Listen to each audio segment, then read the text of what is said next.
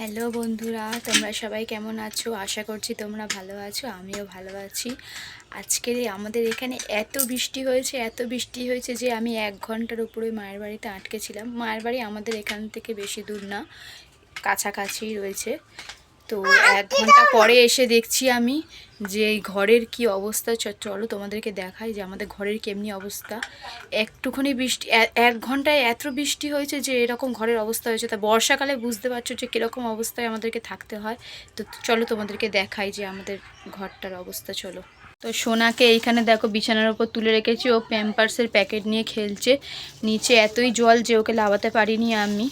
তো ঘর আমি পরিষ্কার করব এইবারে। ঘর একবার পরিষ্কার করেছি আমি, এসে দেখছি এই অবস্থা ঘরের। দেখো কি অবস্থা। এইখানে পুরো বাঁশগুলো ভাঙা বলে এইখান দিয়ে পুরো জল পড়ে ভর্তি হয়ে গেছে।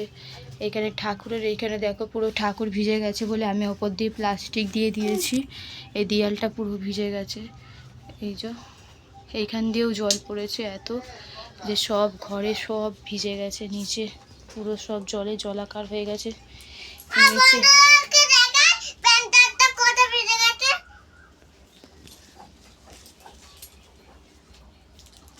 নিচে দেখছো কিরম ভেঙে গেছে ঘরটা। খালি বিছানাটাই ঠিক আছে, বিছানাটা ভেজেনি বলে ওই জন্য বিছানার উপরে সোনাকে তুলে রেখেছি। আর এই ঝুড়িটা এই ড্রামের ওপরে থাকে, এই ড্রামটার ওপরে থাকে, ওই জন্য এই ঝুড়িটার জামা কাপড়গুলো অনেকগুলো ভিজে গেছে। তো আমি এসে তাড়াতাড়ি করে এগুলো সরিয়ে দিয়েছি। আর ঝুড়িটাকে এই খাটের ওপর তুলে রেখেছি। আর ওই খাটের ওই কোণ দিয়েও জল পড়েছে। বিছানাটা খালি ভেজেনি, চারিদিক দিয়েই জল পড়েছে। যেহেতু আমাদের ঘরটা একদম গঙ্গার ধারে, তোমাদেরকে দেখাই, দাঁড়াও। এই যে দেখতে পাচ্ছ জলের ধার, এটা হচ্ছে গঙ্গা। আর এই একদম ধারেই আমাদের ঘরটা। যেহেতু এই বারান্দাগুলো পুরো ভরাট ছিল, এটা একটা বারান্দা, এই বারান্দাটা পুরো একসময় ভরাট ছিল। এইখানে যে গাড়ি আসে না, মাটি কাটার যে গাড়িগুলো হয়, এরকম চেঁচে নিয়ে সব চলে গেছে মাটি, ওই জন্য সব ধসে ওইদিকে চলে গেছে। তার জন্য আমার বর ফোন করে বলল বৃষ্টির সময় যে এই ঘরে থাকতে হবে না, তুমি মায়ের ঘরে গিয়ে থাকো। মায়ের ঘর এখান থেকে বেশি দূর না, তোমাকে আগেই বলেছি, কাছাকাছি।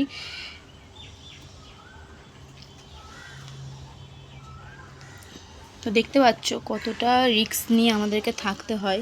যেহেতু কোনো উপায় নেই, আমাদের কোথাও যাওয়ার উপায় নেই, তার জন্য আমাদেরকে এরকমই রিস্ক নিয়ে থাকতে হয়। এই বাসগুলো এতটাই ভেঙে চুরে গেছে যে সব দিক দিয়েই জল পড়ে ঘরে। আর নিচটা দেখতে পাচ্ছ কেমন ভেঙে গেছে। খাটের তলাটাও দেখাচ্ছি তোমাদেরকে। খাটের তলাটায় দেখো পুরো সব কিছু ছেড়ে গেছে, দেয়ালটা পুরো ছেড়ে গেছে। এই এতটা করে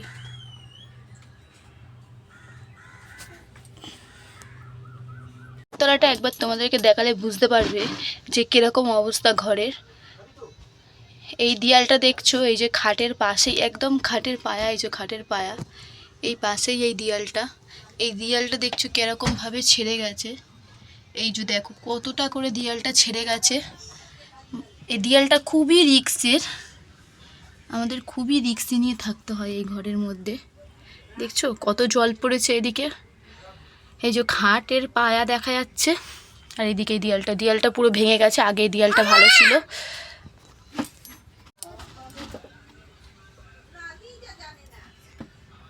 এই দেয়ালটা আগে এত ভাঙাই ছিল না বলতে গেলে।